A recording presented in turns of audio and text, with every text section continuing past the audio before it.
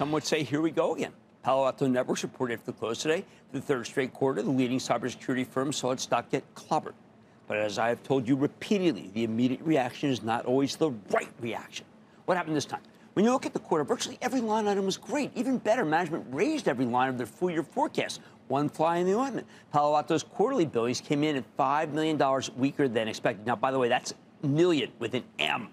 It's practically a rounding error. And that was enough to crush the stock in after-hours trading. If this is anything like the last two quarters, the post-earnings pullback could turn out to be a terrific buying opportunity. But you know what? Don't take it from me. Let's dig deeper with Nikesh Arora. He's the chairman and CEO of Palo Alto Networks. For more. Mr. Arora, welcome back to Mad Money.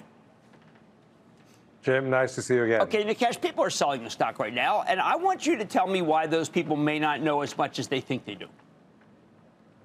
Well, Jim, we just came off our earnings call, and all I can tell you is we had a better quarter than I expected. We had an uptick faster than I thought we were going to. And part of that was we went out with this idea last quarter that we're going to platformize our customers, because we discovered, and we shared this with the analysts today, that our ARR for customers we fully platformize goes up by a multiple of 10 to 20 times. So that became the right strategy last quarter. We did 65 deals this quarter on platforms. I didn't expect 65. And I need to do about 65 to 70 for the next 5 years to hit $15 billion. This came out of the gate really fast. And part of what was something you've talked about. We had some large breaches out in the market. We were called in to go help fix those breaches. That allowed us to generate tremendous amounts of opportunity for ourselves. But it was an amazing quarter. I think that billings is a broken metric in the market. And people you have to explain that to us, end. because obviously the people who are selling disagree with you and disagree with me, because I don't think billings are the correct way to look at your company.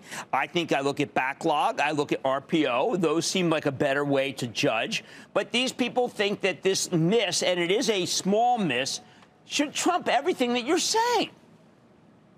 Well, Jim, our RPO grew 23%. It's been growing over 20% consistently for the last 3 years. Our implied bookings, which is the amount of business we get in, ticked up from 10% to 17% this quarter. Billings is purely a function of which customers I choose to take money up front from and which ones I agree to annual billings. My business is there. The cost of money is an issue. I choose not to take all these customers and start financing them. I say, fine, you can pay me when you're ready. And that causes the billing metric to get jolted around. Our revenue was great. Our profitability is amazing, and our RPO is amazing, and our free cash flow margins are great. So I don't think there's anything wrong with this quarter. I think that some people don't seem to think it matters that in the biggest hack maybe of our lifetimes, unfortunately, United Health, they called you in. Now, if they called somebody else in, I think the conversation would be like, how come you didn't get that call? But that somehow the $5 million is more important than the biggest crime, cybercrime, maybe of our era. How did you get that deal? Well, Jim, look, it is a strong partnership we have with them, and we work really hard with them. We worked really hard to make sure we could connect all the pharmacies back, get healthcare working back in America again. That allowed them to get confidence with us and comfort with us that what we had was what they needed. They had a large vendor sprawl that allowed them to consolidate, that allowed them to put everything on the next generation capabilities, that allowed us to have our largest deal in the history of Palo Alto. I mean, there is another hack out there, which is also in the healthcare industry, where they have also declared on the website they've called Palo Alto in. I did not know that. That news has not broken yet? Another healthcare hack? On their website. All right, well, I'm going to have to, I know you probably can't disclose it. I'm going to have to do my reporting hat and figure out what that was about. Let's do some reporting on this IBM deal. What does it mean? What does it mean in numbers? Because people don't seem to think it matters for reputation. I do. What do the numbers say? Well, Jim, as we said on your channel, not your show, a few days ago, Arvind and I came together and said, look, this is an iconic deal in the history of cybersecurity. It's something IBM hasn't done ever. They have gone all in on a Palo Alto portfolio of cybersecurity products. They've decided to take their offerings, merge them with our offerings, and sell them to us. So we are now, will be the owners of QRadar SaaS, which is their SIM product or SOC product, which is a product we launched 15 months ago.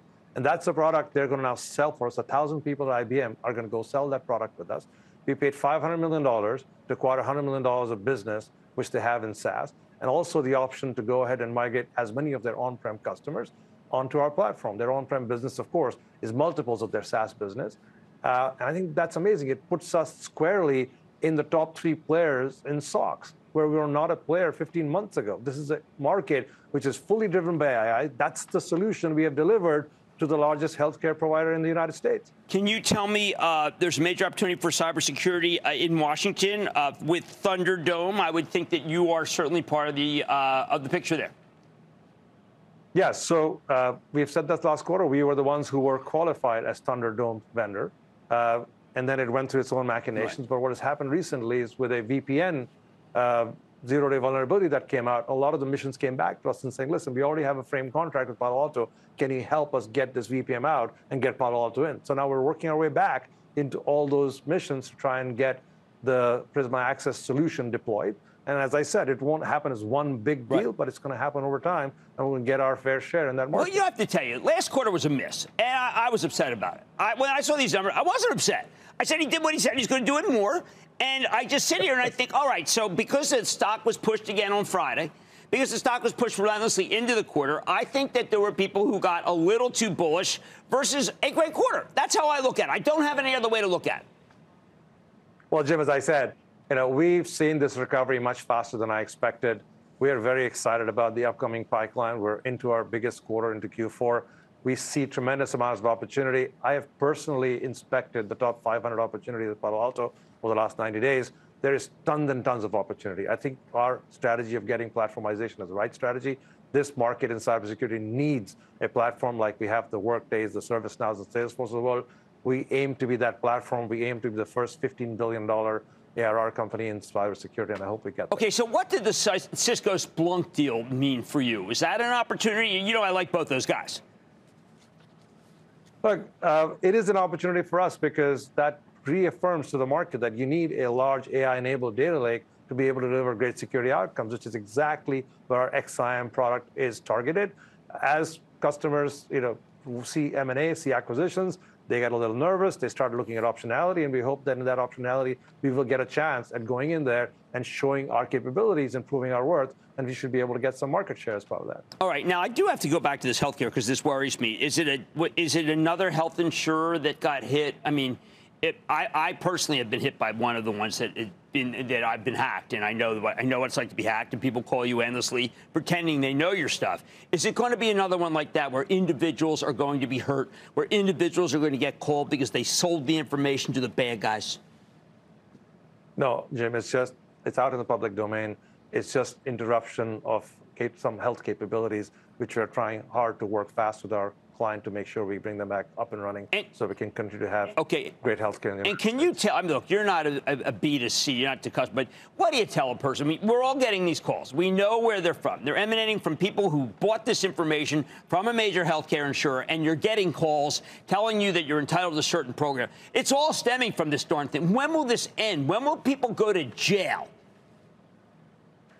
Well, Jim, I think we are seeing more and more enforcement lately. We are seeing the various agencies of government start to coordinate. So I think I'm hopeful about the enforcement actions the government is able to bring. We have seen in certain cases that they've gone ahead and thwarted the attempts at ransomware. So I'm actually cautiously optimistic about what's going on from an enforcement and sort of organizing perspective in terms of how they are. Unfortunately, I think the hacks are here to stay. I think we are going to see more and more hacks going into the election.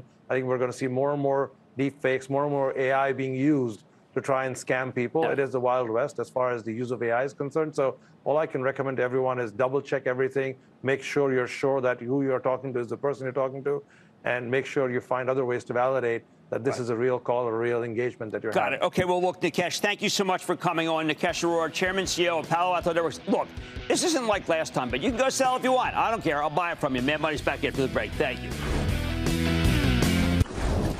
Don't miss a second of Mad Money. Follow @Jim Cramer on X. Have a question? Tweet Cramer. #MadMentions. Send Jim an email to madmoney@cnbc.com or give us a call at 1-800-743-CNBC. Miss something? Head to madmoney.cnbc.com.